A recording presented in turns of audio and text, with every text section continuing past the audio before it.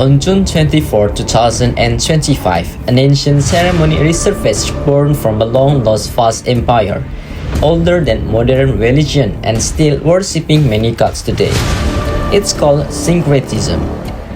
It's a process or phenomenon where different religious beliefs, traditions, and practices merge to form a new, unified religious system or blend elements into existing ones, like Haitian voodoo blending West African and Catholic beliefs, or Sikhism incorporating elements from both Hinduism and Islam, and also seen in ancient Greco-Roman blending with Egyptian faiths, and also modern American beliefs combining diverse philosophies. And what's happened today? There was a ceremony held to worship a god, another god, in Peru, where Ecuador, Bolivia, Chile, and Argentina also often involving cultural centers or embassies. The main event is a spectacular recreation of very much ancient ceremonies. You could imagine and witness the vibrant processions, colorful customs, and traditional music, and also ceremonial rituals about how people in the ancient time do it, all of them as worshipping their god practices, the god of sun. It's not only ceremonial things, but this religion is really still exists and practiced well in this country, Peru. Do you know where is this lead to? Yes, Inca Empire's culture and religion. The ceremony is called Inti Raymi, worshipping the god of sun. In the past time, Inca people offering llama as sacrifice, but today they only symbolize the offerings. The festival unfolds in 3 key locations, each representing a significant part of the ancient ritual. They start at Coricancha, the most sacred Inca temple, where the Sapa Inca or Inca ruler and his entourage perform the opening ceremony. Expect traditional music, dancers in vibrant costumes, and rituals honoring the sun god. The opening ceremony starts at around 9 am, and then the Sapa Inca offers coca leaves, chants in Quechua, and gives offerings to the rising sun, marking the official start. The festival is held on June 24th, coinciding with the winter solstice in the southern hemisphere, the shortest day of the year. This date marks the moment the sun began its origin, symbolizing the sun's rebirth and the renewal of vitality in nature, crucial for the upcoming planting season.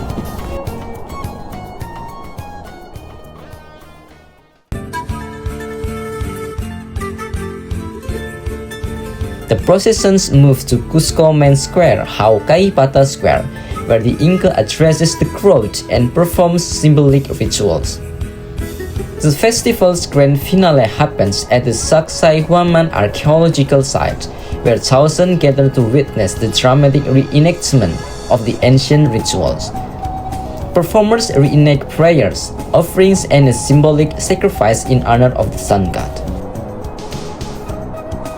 The processions really picturing the ancient ceremony, actors playing the Inca, the Queen Koya, nobles, priests, and warriors parade through Cusco in elaborate, colorful traditional attire, often with feathered headdresses and gold jewelry. Participants make symbolic offerings to Pachamama or Mother Earth and Inti or the sun god, including chicha or corn beer and coca leaves, often with speeches in Quechua.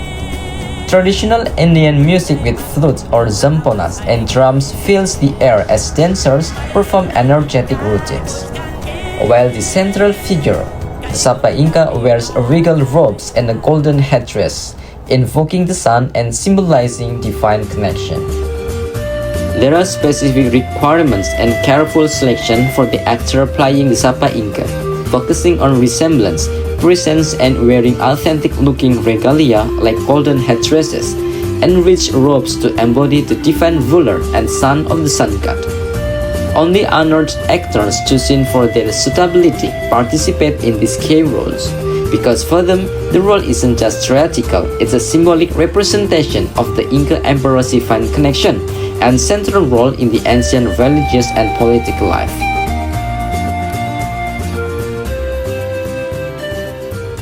For the Incas, the sun was more than a celestial body. It was a divine force that sustained life, dictated the agricultural calendar, and provided warmth and light to their world. Inti was the most revered deity, believed to be the divine ancestor of the ruling Sapa Inca, and this grand festival symbolized gratitude for his life-giving energy and sought his blessing for a prosperous agricultural cycle. Many Peruvians today, particularly in the Andes, still hold a deep respect for natural cycles and indigenous beliefs, viewing terms like Inti or Sun as part of their everyday language and living heritage. And there are people who still speak to the sun in a spiritual context.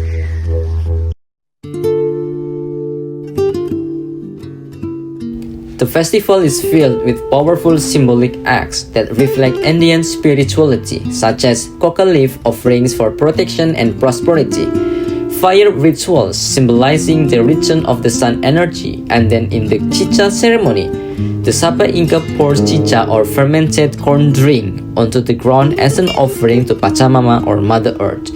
The last but not least, the symbolic llama sacrifice to predict the coming year's fortune.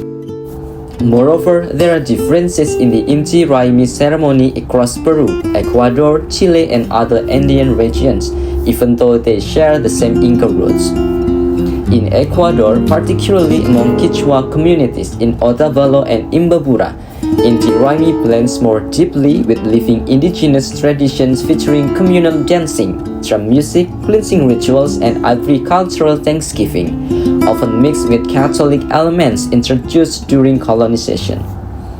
In Chile, especially in the north among Aymara communities, the celebration is usually more intimate and spiritual, focusing on gratitude to the sun, Pachamama or Mother Earth, and seasonal cycles rather than large public reenactment. Meanwhile, in Bolivia and parts of Argentina, similar solstice ceremonies exist under different names, emphasizing ancestral cosmology and community renewal. Together, these variations show that Inti Raymi is not a single fixed ceremony, but a shared Andean heritage reshaped by geography, colonial history, and living indigenous culture, ancient in origin, yet still evolving today. Inti Raymi reminds us that long before modern borders exist, the Andes were united by the rhythm of the sun, the earth, and community. This ancient celebration is not just a reenactment of the past, it is a living memory carried forward by indigenous people who continue to honor nature, ancestry, and balance.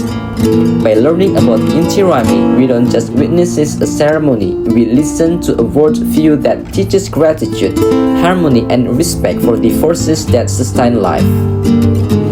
If you value stories like this, hidden histories, ancient cultures, and traditions that still breathe in our modern world, then this channel is for you. Subscribe, like, and share to help keep these stories alive, because when we preserve culture, we preserve humanity itself. Thanks for watching.